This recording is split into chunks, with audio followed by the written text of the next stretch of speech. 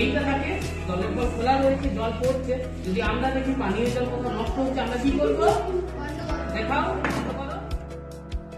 ইংরেজি মাধ্যমকে টেক্কা দিতে এবার সরকারি বাংলা মিডিয়াম স্কুলে চলছে বিদেশি ধাঁচের শিক্ষা। আনন্দের সঙ্গেই খেলাধুলো, গান বাজনার সঙ্গে পড়াশোনা করছে ছাত্রছাত্রীরা।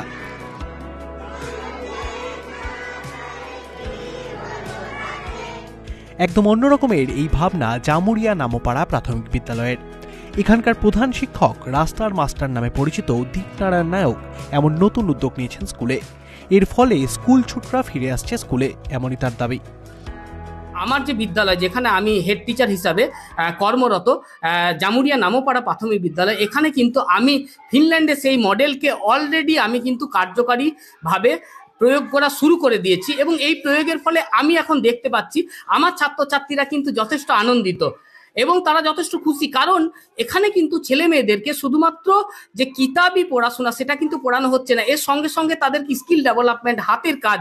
একটা বাচ্চা হাত ধোয়ার পর সে ফ্যান চালাতে গেল, তার হাতে শর্ট লেগে গেল, তো তাকে দীর্ঘদিন শেখানোর পরেও কিন্তু সে শিখতে পারলো না যে কেন জল হাতে সুইচে হাত দিলে আমার শর্ট লেগে গেল। কিন্তু যখন আমরা তাদেরকে সুইচ বোর্ড এনে কিভাবে সুইচ কাজ করে তাদেরকে দেখালাম, সে হাতে কলমে একটা সুইচ নিজে লাগালো, খুললো, তখন কিন্তু সে শিখতে পারলো যে কিভাবে জিনিসটা কাজ করছে, কি কেন আমরা জলের অপচয় করব না। সে যখন প্লাম্বিং মেশিনের মাধ্যমে সে যখন সেখানে জলের কলটা কিভাবে লাগাতে হয়, কিভাবে বন্ধ করতে হয়, সেটা কিন্তু সে যখন হাতে কলমে শিখলো। কম্পিউটার কিভাবে কাজ করছে, কম্পিউটার ভেতরে হার্ডওয়্যারগুলো যখন আমরা তাদেরকে কিন্তু দেখালাম, দেখো এটার ভেতরে এরকম ভাবে কম্পিউটারটা কাজ করছে, এগুলো শিখে বাচ্চাদের মধ্যে আমরা জানি কৌতূহল অনেক বেশি, তাদের আরো কৌতূহল জাগলো। তারা বাড়ি থেকে বাবা মাকে বলা শুরু করলো, অন্যান্য বাচ্চাদেরকে বলা শুরু করলো। যে বাচ্চারা আগে বিদ্যালয়ে অনুপস্থিত থাকতো তারা কিন্তু পরের দিন থেকেই বিদ্যালয়ে আসা শুরু হয়ে গেল, বিদ্যালয়ে উপস্থিতির হার বাড়তে শুরু হলো।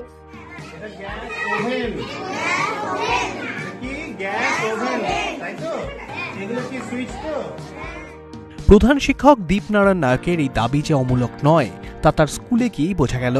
ছাত্রছাত্রীরা বেশ আনন্দই মেতে উঠেছে খেলাধুলো, গান বাজনা এবং পড়াশোনায়।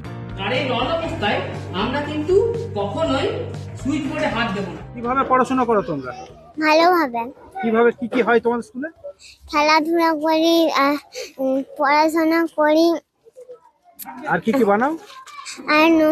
আর অনেক কিছু বানাই। কি কি বানাও? যেমন নৌকা, ফুল, প্লেন। আর ওই যে স্যাররা শেখাচ্ছিল ওই গ্যাস বা ওই সুইচ বোর্ড, ওগুলো কি করো? ওইগুলো আমরা খেলি। কি করো সেগুলো? ওইগুলো স্যাররা দেখায় আর আমরা বলি। খেলাধুলো করি, পড়াশোনা করি, আর অনেক কিছুই করি। হাতের কাজ শেখো? হ্যাঁ। কি কি শেখো? হাতের কাজ যেগুলো স্যাররা শেখায়, মানে ইলেকট্রিকের কাজ, কলের কাজ, এগুলো শেখায়। তুমি দেখলাম তোমরা গানও গাইছিলে। হ্যাঁ। গান গাইতে কেমন লাগে? খুব ভালো লাগে। কি কি গান গেয়েছো? আমরা সবাই রাজা, সারেগামাপা এগুলো গেয়েছি। ফাঁকে ফাঁকে তোমাদের গান খেলা সব চলে? হ্যাঁ।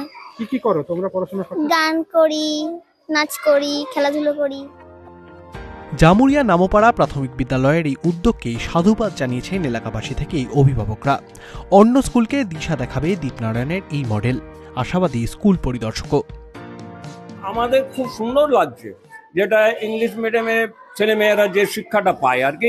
এখানে তো সরকারি স্কুল নাকি, তো সরকারি স্কুলের মাধ্যমে যে বাবা যে ছেলে মেয়েদের মধ্যে যে যেটুকু বিতরণ করছেন এবং খুব সুন্দর, মানে আমাদের খুবই ভালো লাগছে বাবা, আমরা খুব আনন্দিত।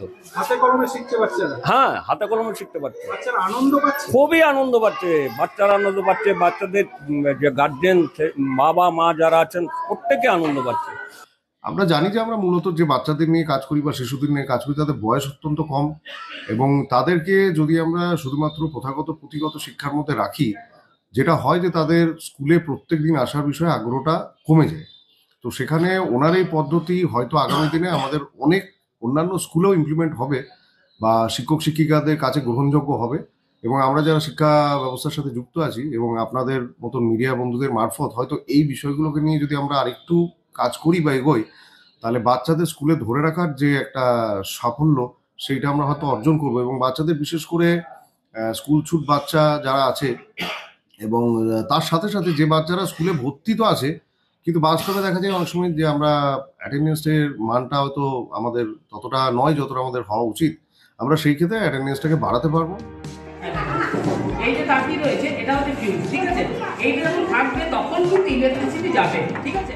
ফিনল্যান্ড থেকে দীপনারায়ণ নায়ক শিখে এসছেন আনন্দের সঙ্গে শিক্ষাদান, যাকে বলা হয় হ্যাপি লার্নিং, এবং তার নিজের স্কুলে এসে তিনি শুরু করেছেন সেই হ্যাপি লার্নিং, যেখানে খেলাধুলো গান বাজনার মাধ্যমে শিশুদের শিক্ষা দেওয়া হচ্ছে, শিশুরাও আনন্দের সঙ্গে শিক্ষা লাভ করছে। আসানসোল থেকে তারক চট্টোপাধ্যায়, ইটিভি ভারত।